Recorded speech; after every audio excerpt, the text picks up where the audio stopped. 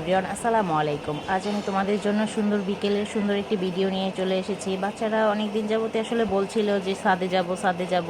তো আজ আমার মেয়ে রেডি হয়ে একা একা হেঁটেই ছাদে চলে এসেছে। তো এসে ছাদে বসতে তো আসেনি, হয়রান হয়ে গেছে, তাই কিছুক্ষণ দুই ভাই বোন রেস্ট নিয়ে নিচ্ছে।